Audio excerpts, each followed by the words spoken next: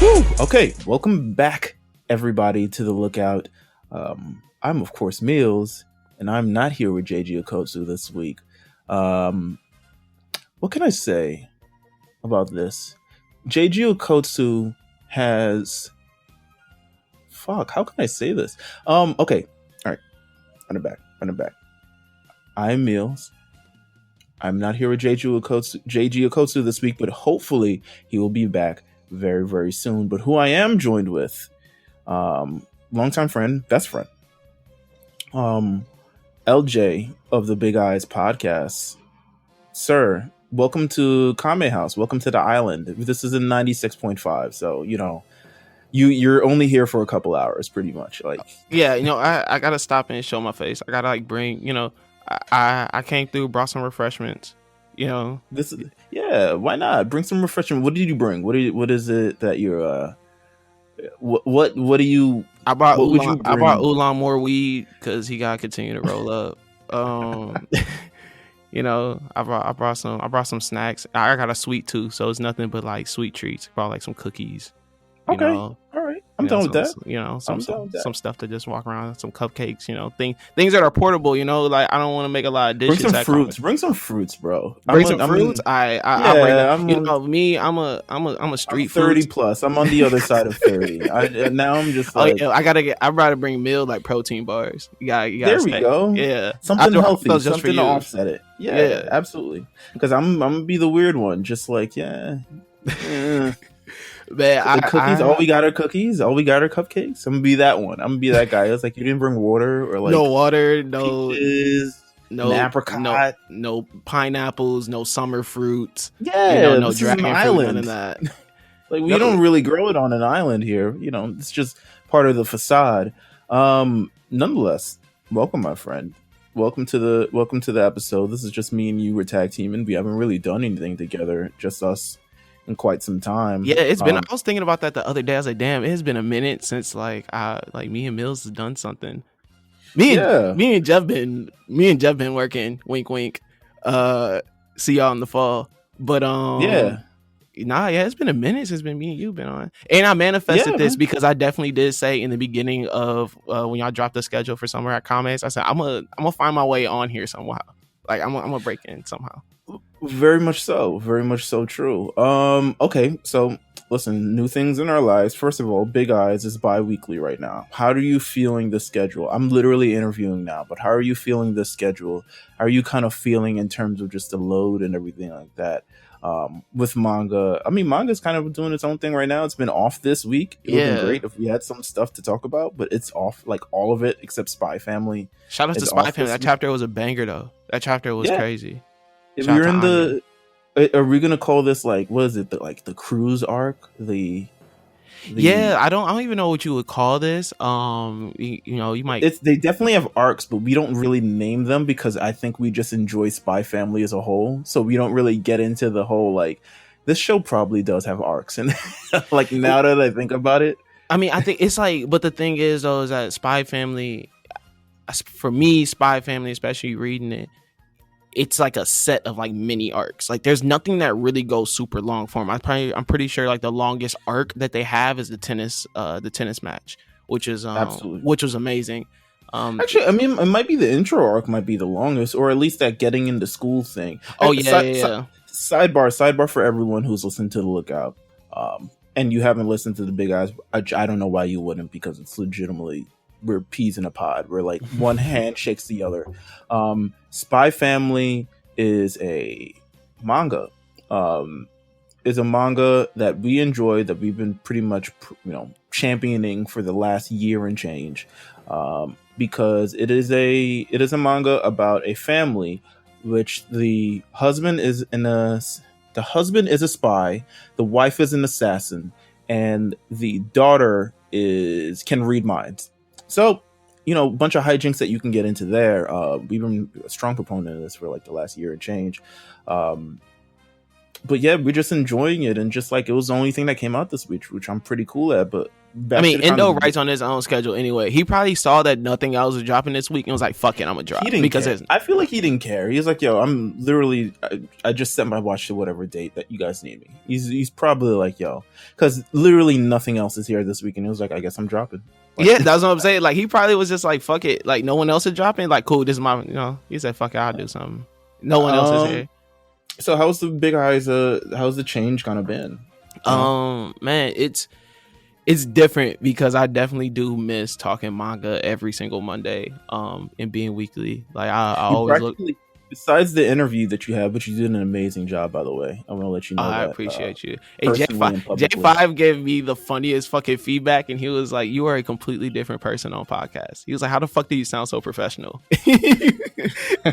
And what did you say? What did he say when he was like, "Man, you did a really good job." He was just like, he was like, "Where the fuck did this professional Jamal come from?" He was like, "You're over here giggling, laughing, so you sound like you're in customer service." I was like, That's amazing. But shout out to Carla Clark, Viz editor that came on the last episode of the Big Eyes podcast.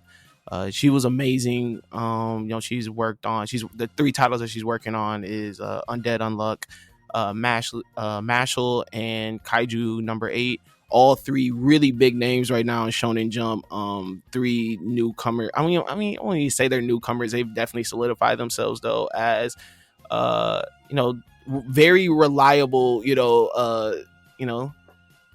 titles for Shonen Jump. Absolutely. Every time there's been a series of cuts, those are the 3 that have definitely been the most safest. But nah, she was amazing. Just hearing her story about how she even got into editing and just nerding out over just being fans of anime and all in this whole culture. So yeah, she was an amazing guest. It was really fun. Like I say, it started off as an interview, and by the time we were done, we were like best friends. So yeah, pretty much. Definitely go check that on out. Shout out to Oakland too. Shout out to all the homies out in Oakland. Absolutely. So at this point, you've been doing it bi-weekly. So last week you did this. So technically you haven't really spoke about manga in like 2-3 weeks now, and we won't be hearing it until next week's episode. So you guys got a lot of things to cover. Well, I don't even know if it's a lot of things. I guess we got a lot. Like we made the Dragon Ball Super chapter. Yeah. I feel that we're getting hit with a major pump fake, but you know what? I'm gonna fall for it. I don't even care. Here's what I'll say about. I mean, I know this isn't the place, and I'm pretty sure you're gonna want to talk about it with 80.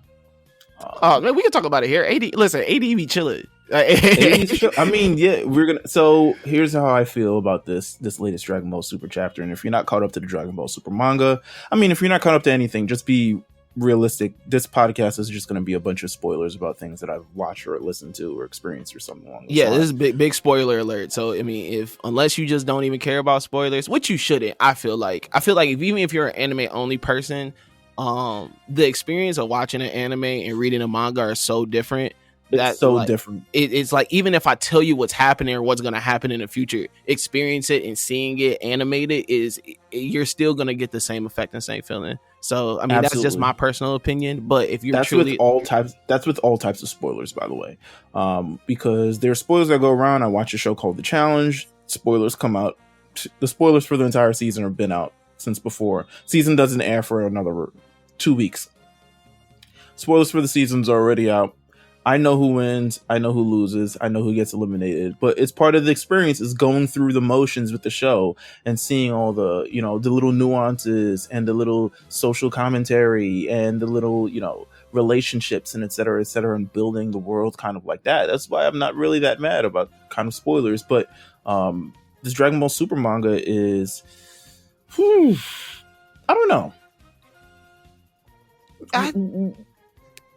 What are your early thoughts? My thoughts are, it's the same thing. I mean, we're going through the Vegeta thing where he's ascending to another level. And to be honest, they kind of foreshadowed this for a while of him. Okay. Last spoiler alert disclaimer, because now I'm finna just start letting it fly. Well, yeah, who cares? I mean, we're not talking about the movie or anything. Reading a bunch of text right now. Ha ha ha. I am too.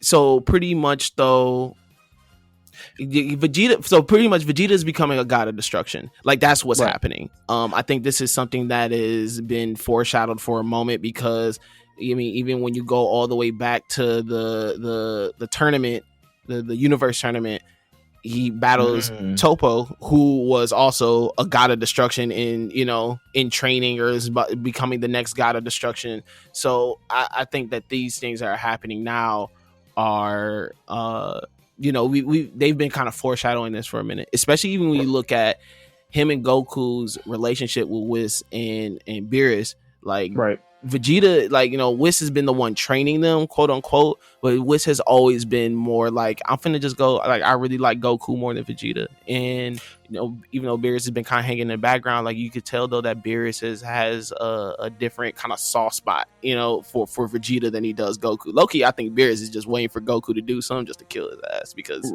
Goku be pissing that man off.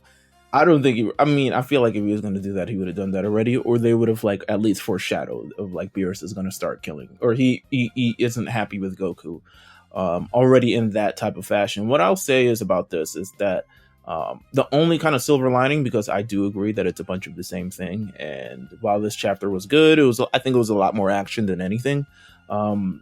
It kind of established that what they've been trying to do with Super kind of as a whole. Kind of with they've already established that Goku is stronger than Vegeta. They did that kind of at the end of Z. I think throughout Super, they've really trying to establish them as kind of a 1A and 1B, and they're trying to make these distinctions very, very different, to the point where now they're kind of, usually with Dragon Ball Z, it's like, okay, Saiyan, power up. How far can I go? Can I get to this power level? And can I get to this power level? Can I get to this strength? And can I beat you? I done Super Saiyan 1. I do Super Saiyan 2. I do Super Saiyan 3. And it's kind of all been in this kind of, intersecting kind of pattern where it's like, okay, I'm going to meet you here, and then I'm going to meet you there, and I'm going to meet you there. This is kind of, Dragon Ball Super is kind of taking it so it's a very parallel pattern now, where they're both ascending, but they're both ascending in their kind of ways. Goku's taking on the Ultra Instinct, which was unveiled first. Vegeta is the god of destruction, which I kind of feel if they're truly trying to make this a 1A and 1B thing, they'll give the experience of Goku turning Ultra Instinct, and also have that similar experience for Vegeta in terms of like, not necessarily like, I'm a god of destruction now, but it's like, how far can I push myself to the point of ascending to a new level? What can I experience that really pushes me? And that's this battle with Granola right now, which I'm assuming, how can I take my body and my entire abilities to the limits, to the point where I break through to another level, and it's like this cataclysmic explosion of power? That's kind of what I want. I'd say out of this, I like the sort of new form, God of Destruction form. Why would they take away his eyebrows? That's such a weird character like thing. It's a distinct thing. I think it's more so because I think they're really trying to stray away from. He looked like Bobby. He got like a Bobby Lashley face now. I don't think Bobby Lashley got eyebrows. I think they're trying to stray away from like, okay, how many different hair colors can we incorporate? Because at some point you're running out of hair colors, and now you kind of look like, now your entire career represents a rainbow or something along those lines. So I think they're doing that. I like that they're giving them different kind of abilities and treating everyone kind of a little bit differently, and they're both ascending but in their own different ways, as opposed to like Goku has reached here first and Vegeta's trying to catch up again. I mean, this is definitely a moment where their paths are, I think it's been something that's been happening for a while, but this is truly a point where you're like, okay, their paths have completely diverged from each other. They're not trying to learn the same power-ups. They're not trying to learn the same moves. They're not trying to learn anything. Like you said, they have both found their own path, and both have completely like taken that role on. You know what I'm saying? Mm-hmm. Like Vegeta, once again, it's so crazy. Like Vegeta's character as a whole is so crazy because we always talk about the ass whoopings that he has received throughout the entire series.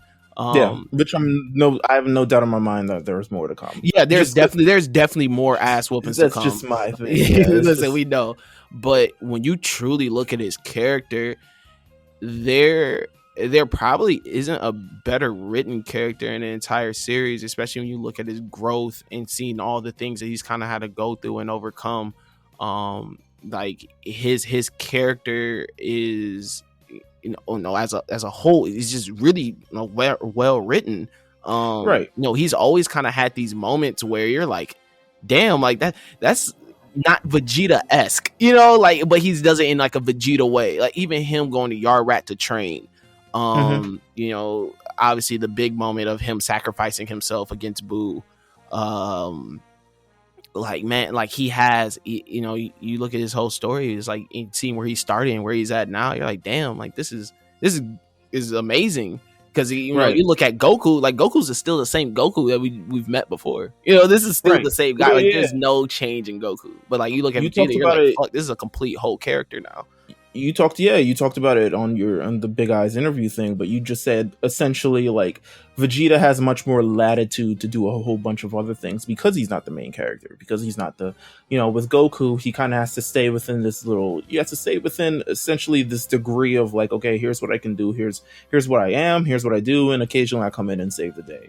Vegeta, there's a little bit more latitude in terms of like emotional, physical, and pretty much like he can get his ass whooped and come back from it, and still that he kind of got it out the mud just kind of from everything that he went through, where Goku has a much more, he's afforded the opportunity to be the best because he is the best, and he's gone through all these other things and et cetera like that.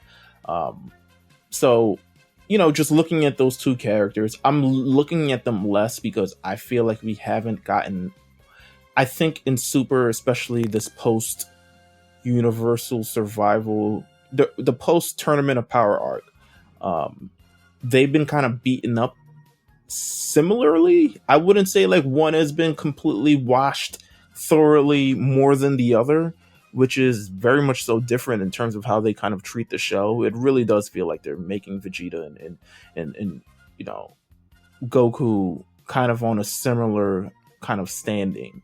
Whereas, the only thing I would want is these Goku moments to have these Goku's to have these like Vegeta moments, and Vegeta to have these kind of Goku moments, and kind of like, okay, Goku's never gonna get his ass swamped. You know what I'm saying? He kind of did though this time.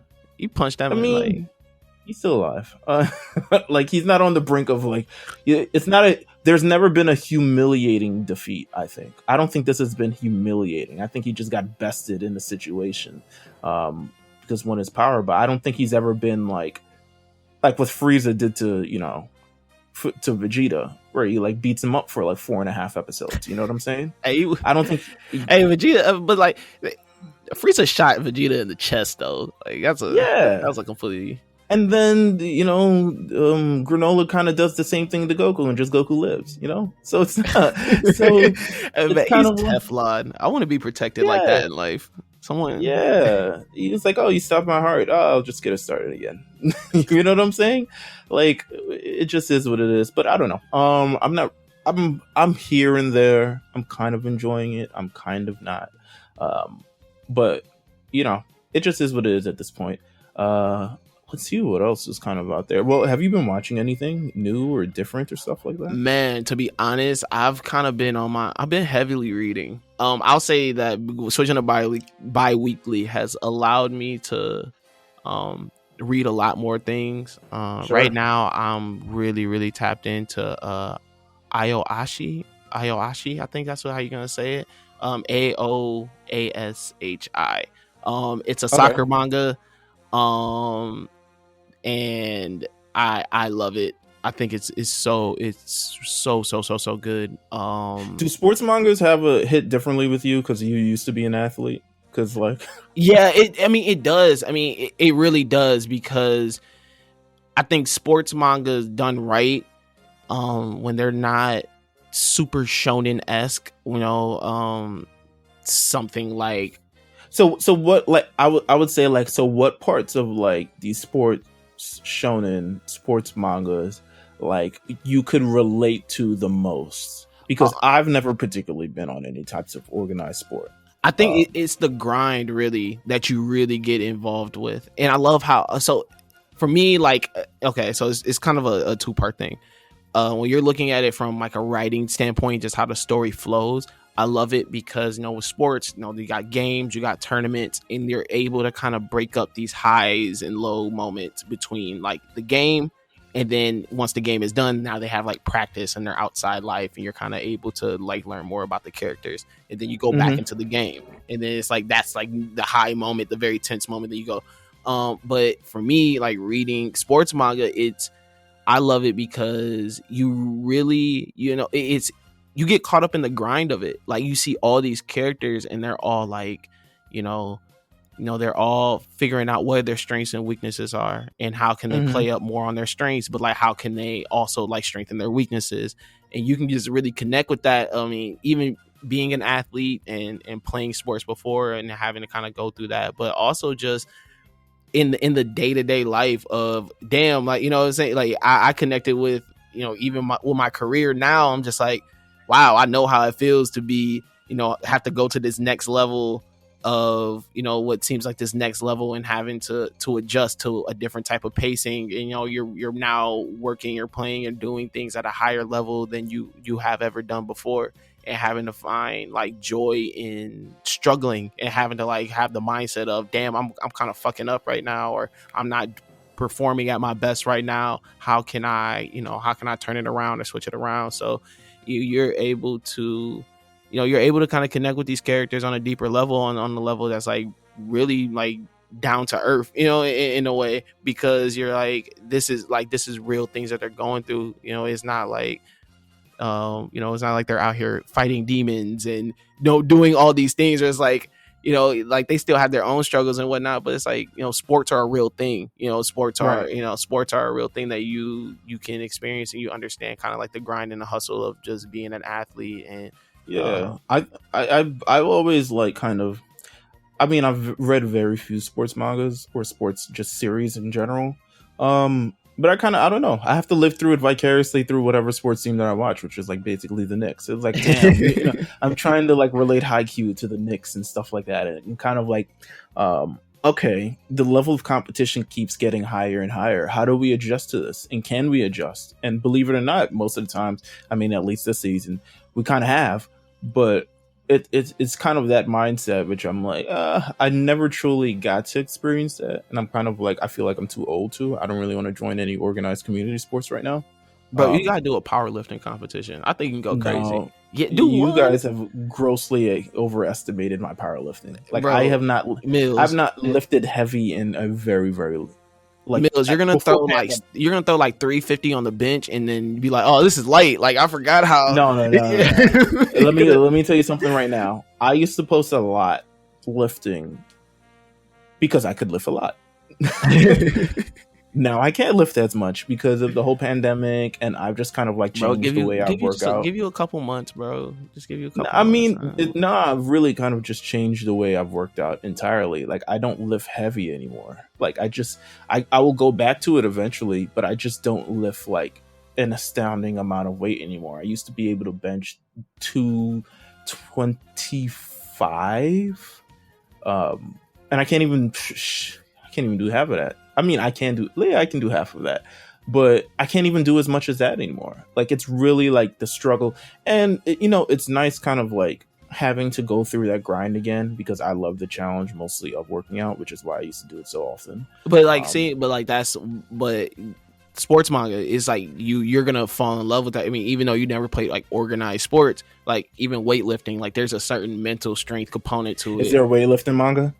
I don't know. AD will probably know. We gotta ask AD. AD be know, bro. Listen, I be asking AD dumb ass questions like, "Yo, is there a manga on this and that?" He's like, "Oh yeah, go check this out. Go check this out." Yeah. Well, listen. In April, I asked him if there was a weed manga so we could do something for 420, and he sent me a list. He was like, none of these deal with weed, but these all have drug uses in them. And I was like, he just had that like shit on standby. Like, man, AD is so smart, man. AD is so smart. He's so resourceful in terms of like all this other manga that he picks up and all this other thing. He's like an encyclopedia. I'm really, really grateful to have him. Man, for real. Like AD, AD be putting me on to so much stuff. Like Big Eyes wouldn't be big what it is now without him, because I would have just stayed in the loop of just like what I wanted to read and like whatever. But like once AD kind of came on, he would just put me on to stuff. Like he created this. We got this master list between us of just like a bunch of mangas that we're either trying to catch up on or whatever. And you should post some of that. Just part of the master list. Yeah, I will. I'll go through and pick out some of my favorites. Yeah, post some. See if anyone's interested or reading any of them. I'm not sure because like we've talked about, we've had like these separate conversations. Like manga is very niche.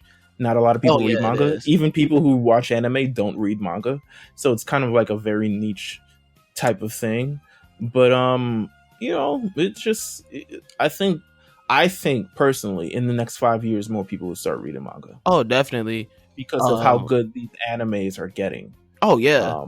And for those who right now who are watching Tokyo Revengers, this latest episode was crazy. But so I watched the first episode of Tokyo Revengers yesterday. Okay, I'm very happy for you now. I'm happy on this journey. You not banging with it? It's not that I'm not banging with it. I don't know where I'm going. I don't know where we're heading. The direction was definitely not clear within the first episode. Besides it's not. Travel. So, but okay, you gotta give it to. Wait, I think I know I got. Listen, I'm gonna keep watching. Yeah, you got to, because then you're gonna get sucked in, because in reality, like really, the time travel is really it doesn't.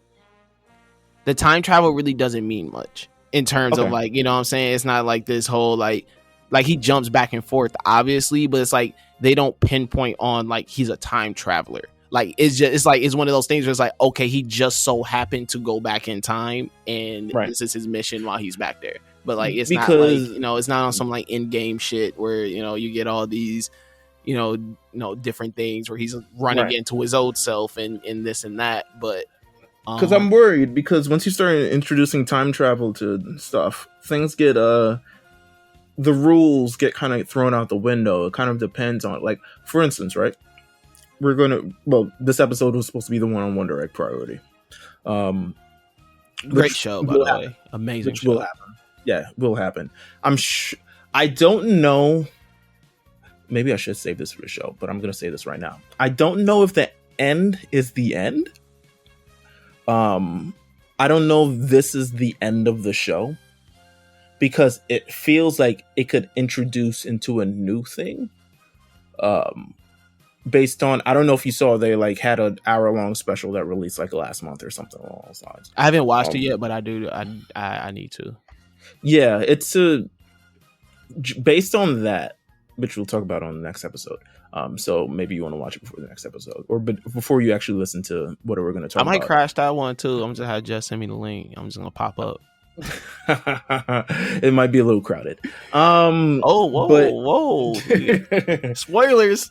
Yeah, I'm not gonna say who, but I'm just gonna say there'll be someone else there. Hey man, shout out to Micah though. Hold on, shout out to Micah Peters that came on last, because that episode was so great. Especially talking about Spirited Away and all that. So shout out to him. You came on with y'all show. He's so smart and so funny. Like too smart.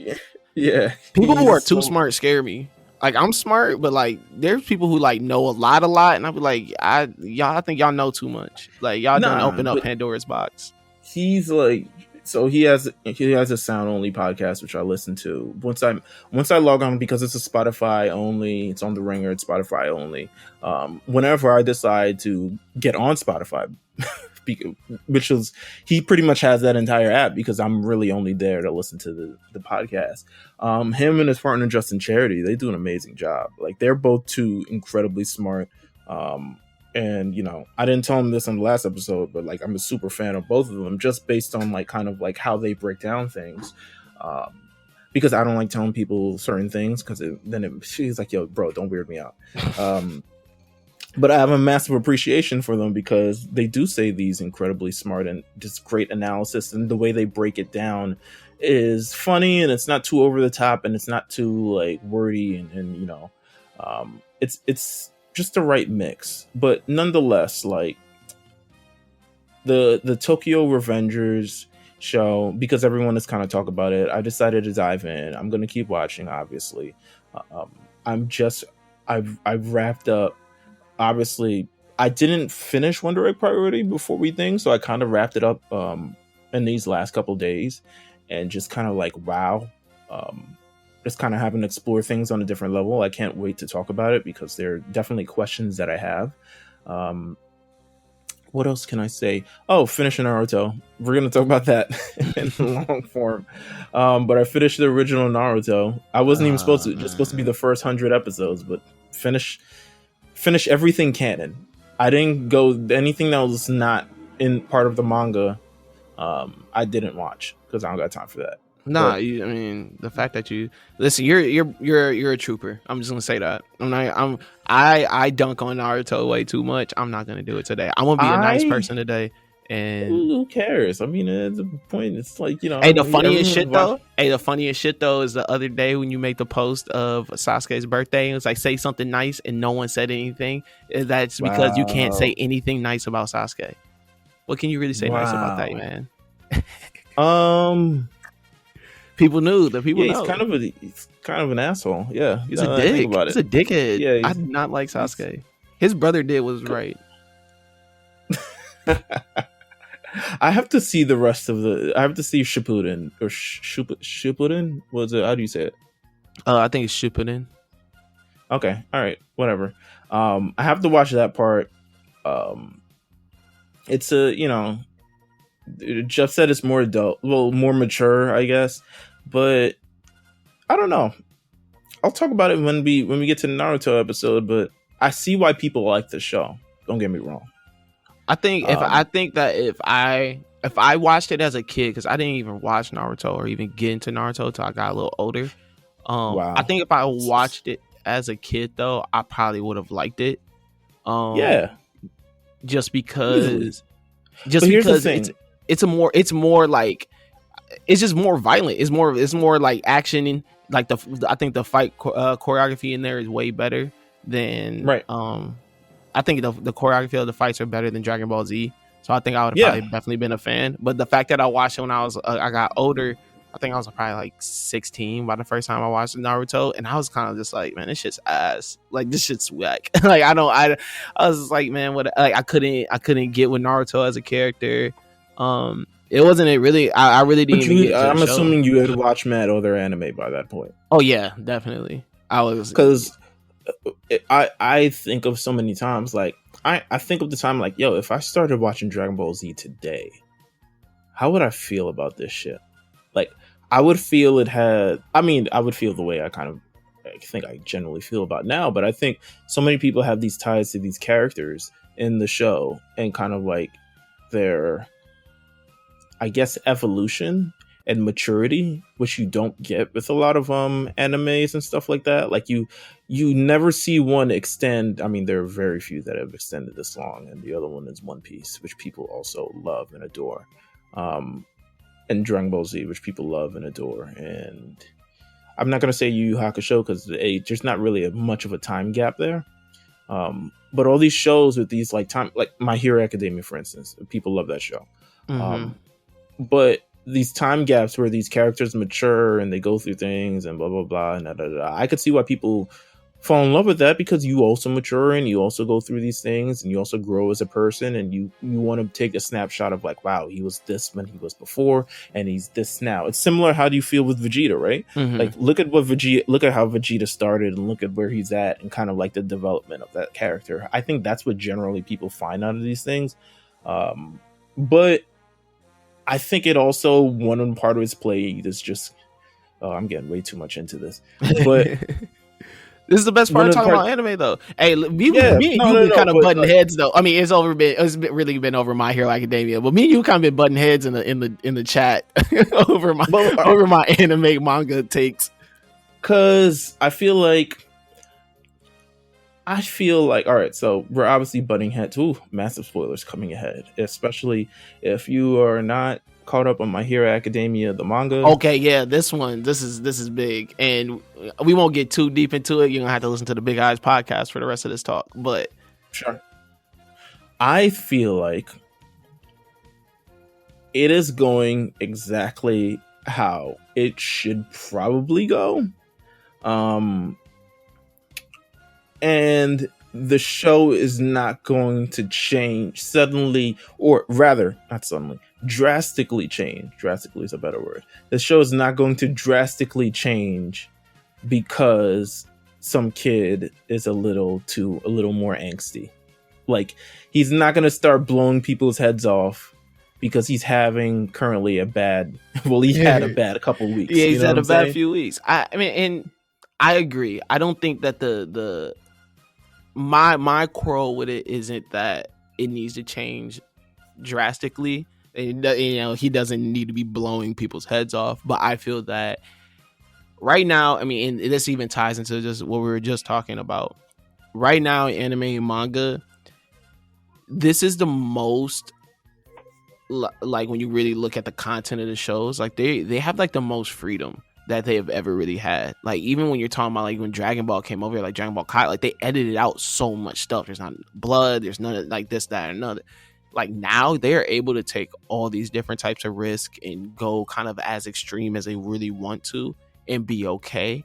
And I think that with My Hero, they teeter that line of like, oh, it looks like they're going to take a risk. They may get a little darker. They may get a little this. They may get loud that. And then they just kind of pull back. And for me, I'm just like, listen, if you're going to take that risk, like, take it. Like, you have the freedom. But they have. They have. I mean, okay. They have. Someone dies in the next season, by the way.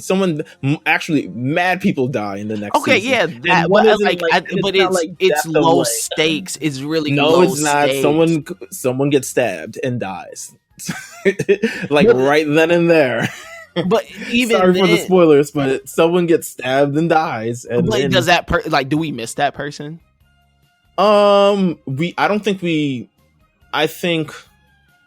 think you may. I don't think we do right now because he's not currently in our face.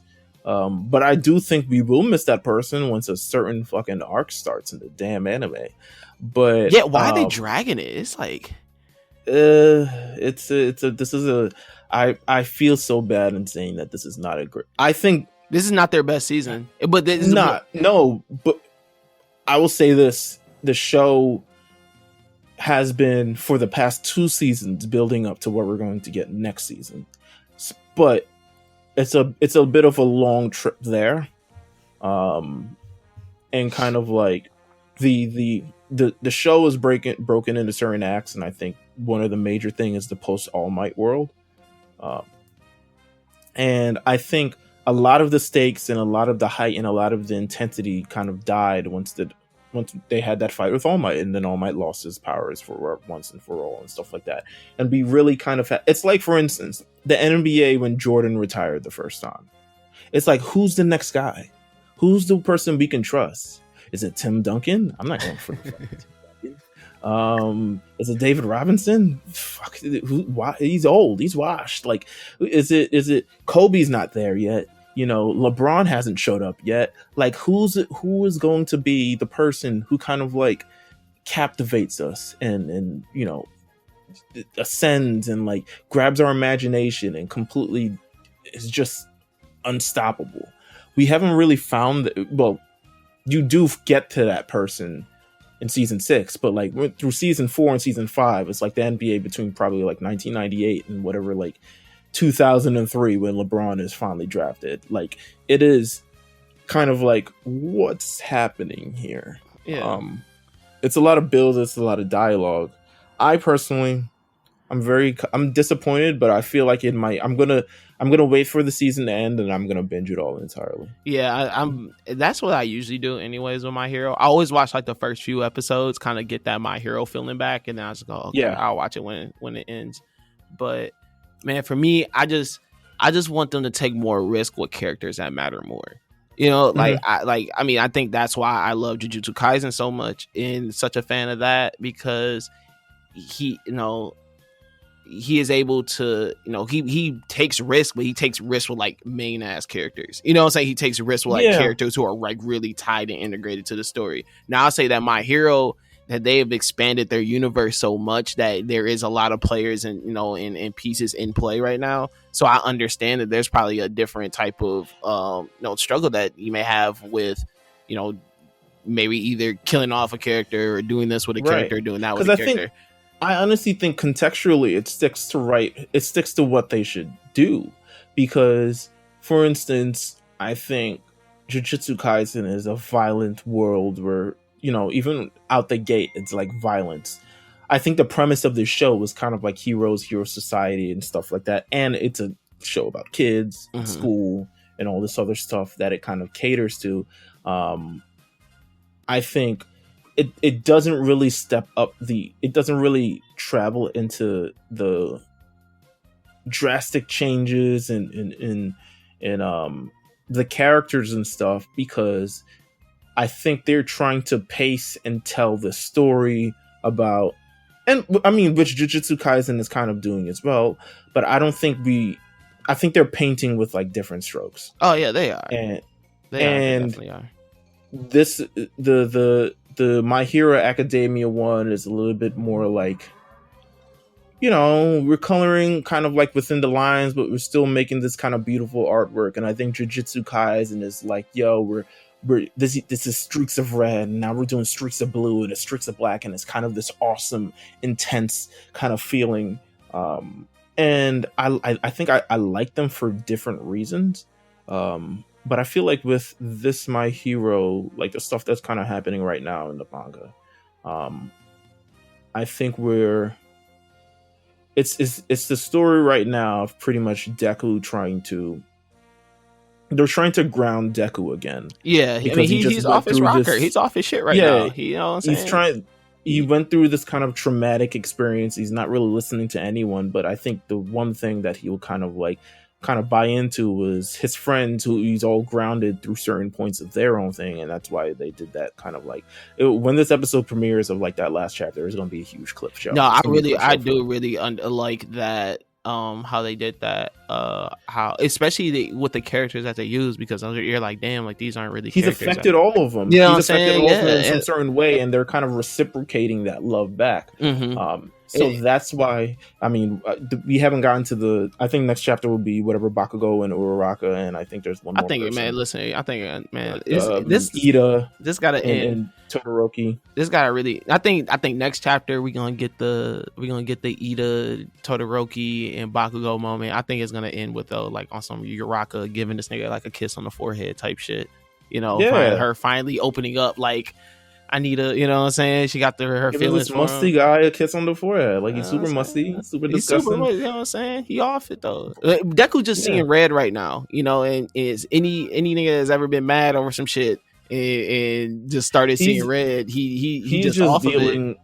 He's dealing with a lot. Like he feels I equated to similarly Eren in Attack on Titan. I mean, I think that was a great comparison though, when you were saying like right now in the mode that he's in is very Eren mode. He has the weight of his world on his shoulders, and he's seen too much. He's seen way too much. He's seen more than everybody else. That's why no one else can. He sees and he knows too much. Eren knew too much. The burden gets fucking him up. Yeah, and just because of everything that he knows and everything that he's experienced and everything that he's seen, I mean, Eren is time 10 because he's seen everything, literally from everything. No, yeah, he's definitely, he's crazy. But Deku has seen so much. Like, he's been on the front lines, he's been on the back lines, he's been kind of everywhere of the story. He's seen these people die, he's seen his friends get stabbed in the stomach, he's seen, etc., etc. He's seen kind of everything, and he doesn't necessarily, he knows that they're after him. So he doesn't really want that burden to fall on anyone else but him. But realistically, it's like, you can't do this all yourself. Yeah, no. And that's what fucking, I forgot the name of those two people again. This Mikasa and Armin in Attack on Titan are just like, we don't really want you to go through this alone. And Eren's like, fuck you.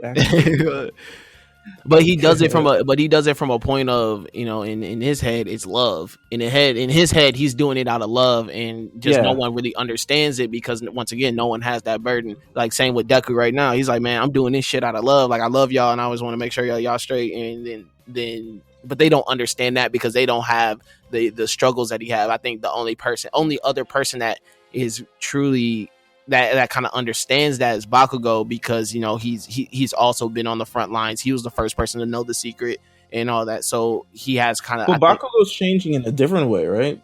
Like Bakugo is changing.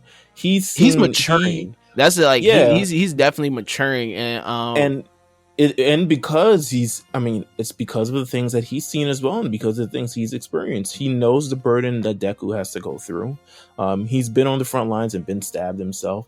He's been kidnapped, so he also feels like a large part of everything that's going right now is his own fault, and he's taking a lot of responsibility, but he's maturing in a different way than Deku, because he's a lot more now realizing that he needs to depend on people more instead of trying to do everything that himself. And he's realizing kind of like he's evolving into like what I guess a typical hero should be, even though he's still his own Bakugo-ness, but he's kind of going in his own type of way. And you can even see the streaks of that in the current season that they're airing now, because they did the hey man, he went stupid on fucking Class 1B.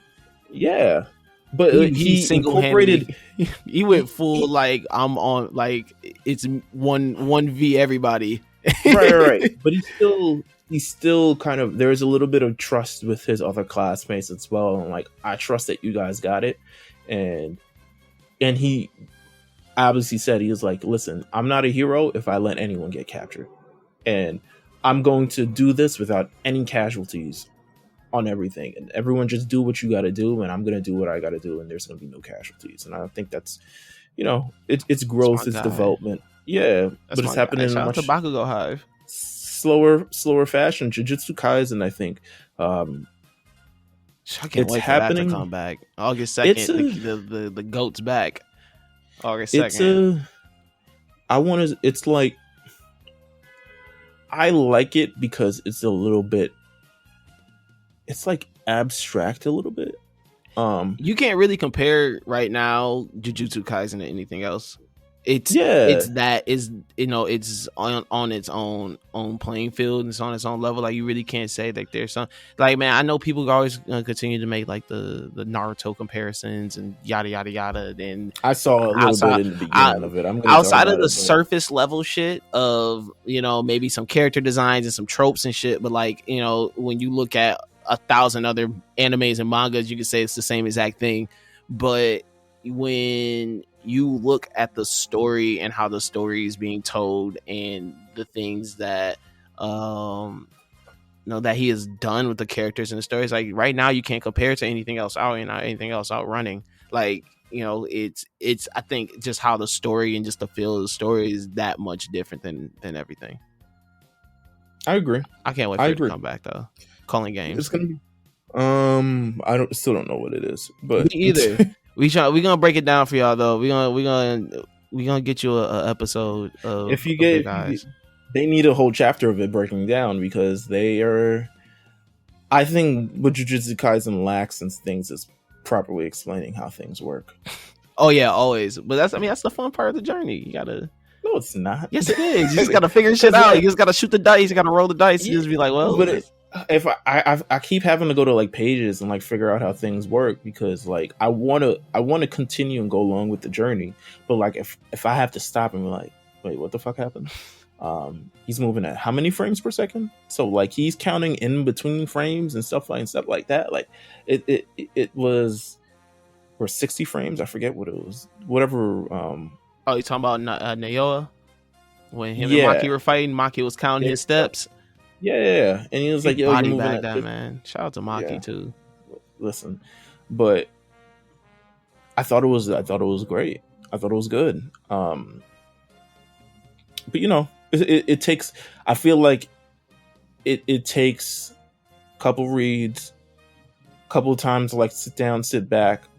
I have to I feel like the stories and the clans and the stuff like that hasn't been fully kind of fleshed out in a way, which I feel comfortable enough in understanding a lot.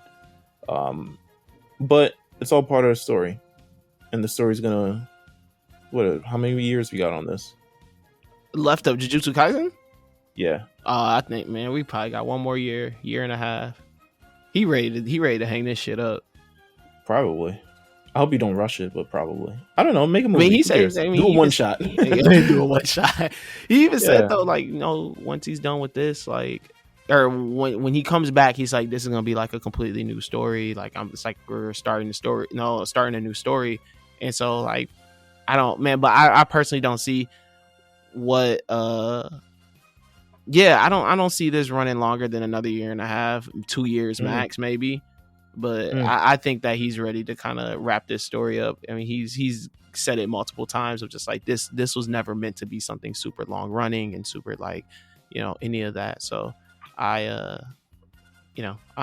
don't see it running long, but I've just been enjoying the story and the ride so far. Like I said, like Jujutsu Kaisen is so much different than anything else kind of running right now. And they take the risk that I enjoy personally in shonen, and they do the things that I like in shonen, aka niggas die. But just like how they have built that world and then built those characters, and how I'm able to, I'll say like that. This is a rare time where I truly cannot pick a favorite character in there because I like them all so much. Like, they're all my favorites. That's always a good problem to have. Yeah, but like, how many mangas can you say that about? Or like how many, animes can you say that about, where you're just like, fuck, I like that character, I like that character. What I'll say, it definitely gives characters these moments, and they don't do it in service of another character. Yeah. Like, we're not down to like, so Maki, right? Yeah. Like, my brain it's been a month, so I haven't I literally haven't read Jujutsu Kaisen since the last chapter, and I know everyone who's been waiting for it is like, I'm reading this shit again. Shout out to Cyrus, but I haven't read it since the last chapter. But they do a great job at giving these characters these moments, like I said, not in service of other characters. Like, this is not revolving or orbiting around Yuji. Is it Yuji, or am I going to choose? Yeah, Yuji, because he's technically the main character. Sometimes I get my like Chainsaw Man shit like mixed up with it because I haven't read it in a while. I don't know why. And Yuji hasn't been in there for a couple of chapters, so I feel like now I haven't seen Yuji in like 4 months. But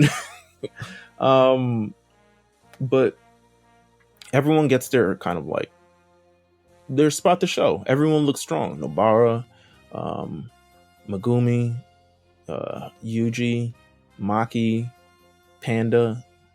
Everybody's getting a moment. Everyone. Villains, all these other things. People who've been dead for hundreds or 50 or 20 something years or something like that. Even people who are dead get moments, you know what I'm saying? Like, everyone gets their moment. So he really does this great job at like this character development, or at least properly establishing why every character is sort of meaningful in the show, and they're not kind of like completely subsidiary and completely like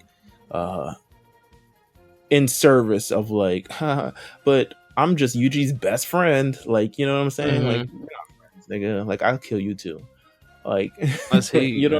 That's heat. Yeah, I love it. It's really, really good. Okay, so this has been 96.5 Lookout FM, and yeah, we gotta wrap things up right now. Hopefully this One Direct Priority episode will be out sooner than later, but we'll stay tuned to the thing, and we're just gonna chop it up, even if it doesn't come out this week, it'll be out soon.